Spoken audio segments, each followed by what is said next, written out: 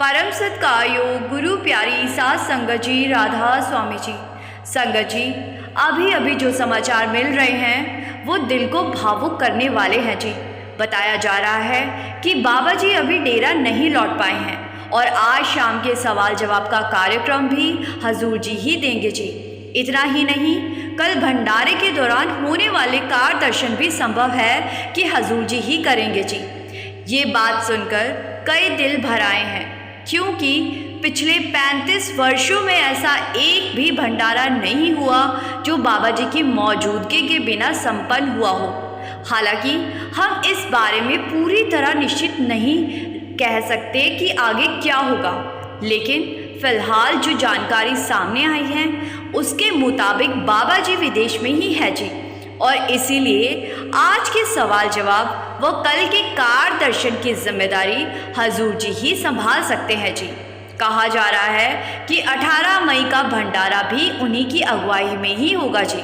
याद कीजिए, 11 मई को जो भंडारा रद्द हुआ था उसी दिन बाबा जी सहारनपुर होते हुए दिल्ली एयरपोर्ट पहुँचे और वहाँ से अपने नियमित मेडिकल चेकअप के लिए विदेश रवाना हो गए थे जी।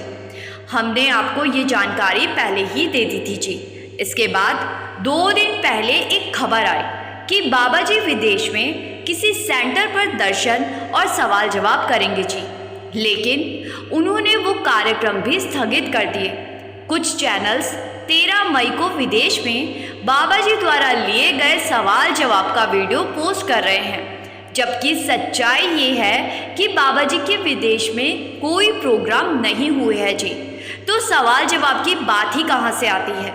कल दिन में कुछ खबरें आई कि बाबा जी 16 से 18 मई के भंडारे में डेरे ज़रूर पधारेंगे, लेकिन आज सुबह फिर से सूचना मिली है जी कि बाबा जी डेरा नहीं आ पा रहे हैं और हजूर जी ही कार दर्शन, सत्संग और सवाल जवाब संभालेंगे जी। अब ये तो नहीं कहा जा सकता कि कल के कार दर्शन के समय बाबा जी अचानक साथ हो या नहीं, लेकिन जो ताज़ा अपडेट मिल रही है उसके अनुसार हजूर जी ही संगत को दर्शन देंगे जी। आगे बाबा जी की क्या मौज, ये तो बाबा जी ही जानते हैं जी। इस खबर ने संगत के मन में भावनाओं का समुंदर उमड़ दिया है जी। बहुत की आंखें नम हैं, क्योंकि शायद ये पहली बार हो सकता है कि भंडारे के दिन कार दर्शन बाबा जी ना दें।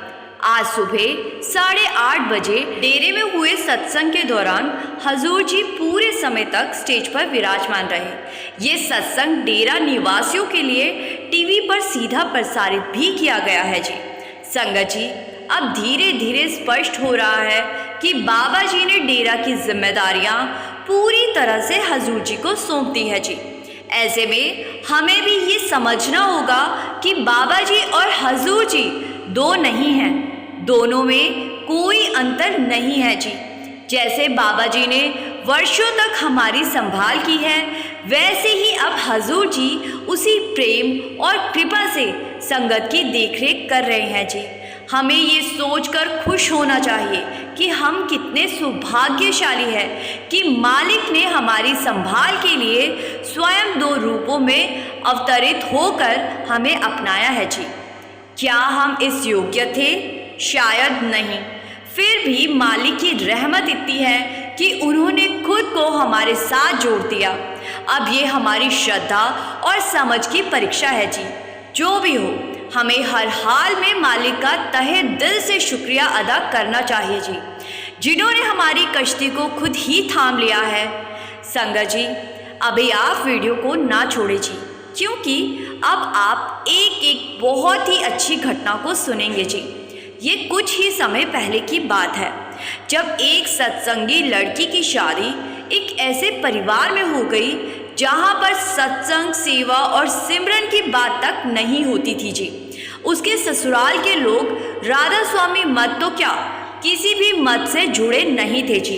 लेकिन इसमें उनका दोष भी नहीं था, क्योंकि मालिक जिसे अपने चरणों में बुलाना चाहते हैं उसी को वो नाम की दौलत देते हैं, और जिसे वो अभी नहीं बुलाना चाहते उसे ऐसी जगह जन्म देता है जहां मालिक की महिमा का कोई जिक्र तक नहीं होता जी।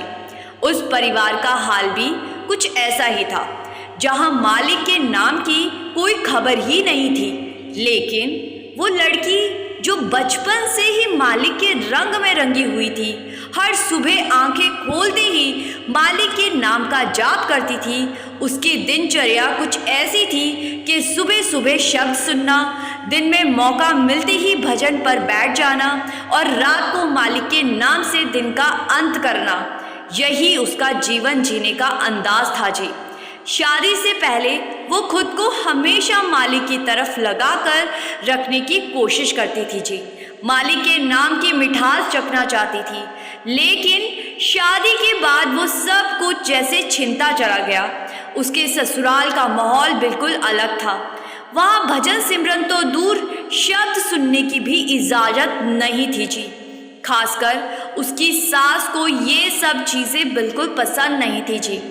जब भी वो लड़की शब्द चलाकर घर के काम करती तो उसकी सास आकर शब्द बंद करवा देती। जब वो भजन पर बैठने की कोशिश करती तो तुरंत उसके सामने कोई ना कोई काम डाल देती जी, ताकि वो बैठ ही ना पाए, और अगर किसी तरह बैठ भी जाती तो कुछ देर में आकर उसे उठा देती। वो लड़की अंदर ही अंदर टूटने लगी थी जी। उसके मन में यही सवाल उठता कि मालिक के नाम लेने पर भी मुझ पर ये पाबंदियां क्यों लगाई जा रही है। उसे दर्द इस बात का नहीं था कि उसे घर का काम करना पड़ रहा है, बल्कि इस बात का था कि उसे मालिक से मिलने से रोका जा रहा है जी। सत्संगी जीवन में जो आनंद उसने पाया था, अब वो जैसे एकदम दूर चला गया था जी। ये सब सहन करना उसके लिए आसान नहीं था। साध संगत जी, मालिक से जुड़ा हुआ मन जब मालिक से दूर किया जाता है तो जो पीड़ा होती है वो बस वही जान सकता है जिसने सच में मालिक का स्वाद चखा हो जी। ये तो बिल्कुल वैसा ही होता है जैसे किसी मछली को पानी से बाहर निकाल दिया जाए और वो तड़पती है, छटपटाती है। वैसे ही मालिक की याद में डूबा प्रेमी तड़पता है जब कोई उसे उस प्रेम से दूर करने की कोशिश करता है जी। ऐसे में उस लड़की का हर दिन जैसे परीक्षा बन गया था। सास उसे ना सेवा पर जाने देती, ना सत्संग में बैठने देती और ना ही भजन सिमरन करने देती। लेकिन जो मालिक का है वो मालिक का ही रहेगा जी। हाँ, तकलीफें ज़रूर आएंगी, लेकिन अंत में मालिक उसे संभाल ही लेता है जी। मालिक की परीक्षा लेने का अंदाज ही अलग होता है जी। साध संगत जी, जब कोई मालिक के प्रेम और भक्ति में रुकावट डालता है तो वो सिर्फ उस प्रेमी का नहीं, खुद का भी नुकसान करता है जी। क्योंकि मालिक की राह में बाधा डालने वाले को देर सवेर उसका हिसाब देना ही पड़ता है जी। ये बात समय पर ही समझ आती है जी। एक दिन उस लड़की को ये पता चला कि उसके ही पड़ोस में एक सत्संगी परिवार रहता है, तो उसकी खुशी का कोई ठिकाना ही नहीं रहा। ऐसा लगा जैसे अंधेरे में एक रोशनी की किरण मिल गई हो।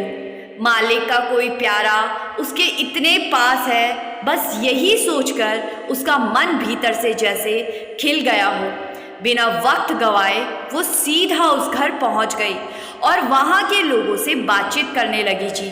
उस परिवार में एक बुजुर्ग माता जी थी जिन्हें गांव भर में बहुत आदर और सम्मान दिया जाता था। वे गांव की सबसे वरिष्ठ महिला थी जी और मालिक के चरणों में उन्हें बहुत पहले नाम की बख्शिश मिल चुकी थी जी। गांव में भी जब कोई बड़ा फैसला लेना होता या कोई झगड़ा सुलझाना होता तो लोग उन्हीं के पास जाते, उनकी सलाह को अंतिम समझते जी। जब उस लड़की ने अपने मन की सारी बात उन बुजुर्ग माता को बताई कि कैसे उसके ससुराल में उसे भजन सिमरन करने से रोका जाता है, शब्द सुनने नहीं दिया जाता और मालिक के नाम की राह में हर पल रुकावट डाली जाती है, तो वो माता भी भीतर तक दुखी हो गई। उन्होंने महसूस किया कि इस बच्ची के साथ बहुत ज़्यादा गलत हो रहा है। फिर उन्होंने बड़ी सादगी और सरलता से और गहराई से उसे समझाने के लिए एक कहानी सुनाई जी।